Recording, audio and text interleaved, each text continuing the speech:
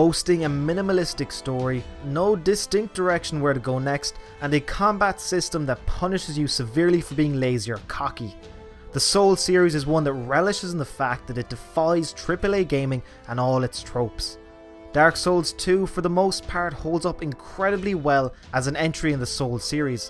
While it may lack the great design improvements Dark Souls 1 gave us after Demon Souls, it is still an incredibly rewarding experience that, funnily enough, serves as a better jumping off point for new players while still keeping the Souls veterans happy.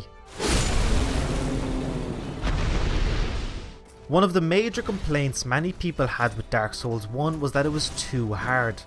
Not strictly hard in the sense that the enemies were difficult to defeat, but hard in the sense that players would foolishly go to the wrong areas, get fed up from dying multiple times, not realise that they had gone the wrong way, and then give up playing the game altogether.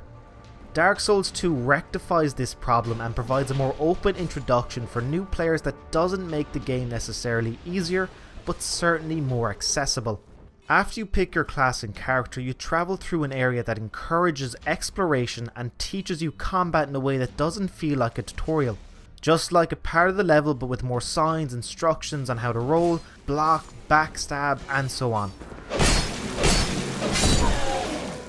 While Dark Souls 2 might ease players in better than Dark Souls 1, it both adds and leaves out a crucial mechanic that has some massive knock-on effects for the game world Drangleic. The ability to level up at any bonfire has been removed, and players must now travel to a main hub and talk to a character to level up. However, players can now fast travel immediately between bonfires from the get-go. Both features have some positive and negative effects. For the most part, warping saves a lot of backtracking and time wasting walking around areas you've passed through hundreds of times. But the ability to warp between bonfires straight away makes the player feel a bit disconnected from the main world in comparison to the huge sprawling map from Dark Souls 1, which was one of the many great features the game had to offer.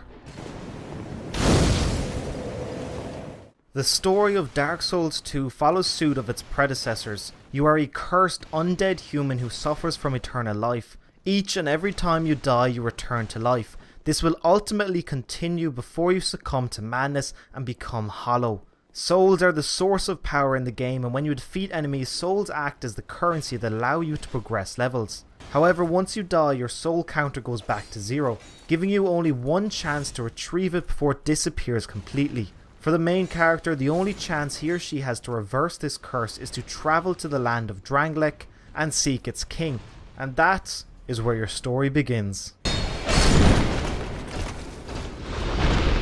Dark Souls 2's combat is one of the major focuses, and I am happy to say that it has been improved upon a lot. While you might encounter poor camera lock-ons at times, combat is still as complex and trying as before, but allows for a lot more customization to suit the player's needs. When I say the combat is difficult, I don't mean that Dark Souls 2 will constantly kick you in the groin and shove your face in the dirt, although it can feel like that if you get too frustrated, but rather the combat is a constant challenge that demands your utmost attention, because even the fodder enemies can kill you if you're not careful.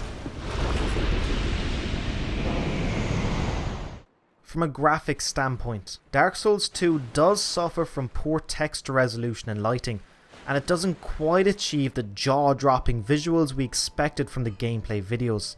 The dynamic lighting is subdued considerably, and the initial notion that players will need a limited lighting torch to navigate parts of the world feels like it has been left out completely. While Dark Souls 2 certainly has great art direction, the actual graphics feel rather grubby, slightly limiting the true wow factor the game hoped to achieve. Despite these very minor complaints, Dark Souls 2 is still a fantastic entry in the truly unique series.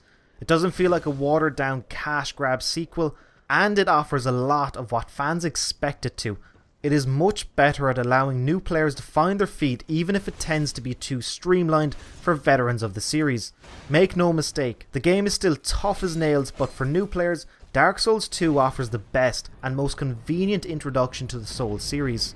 While it slightly pales in comparison to Dark Souls, it still offers gamers outstanding, tough but fair challenges that you can spend hundreds of hours playing over and over again.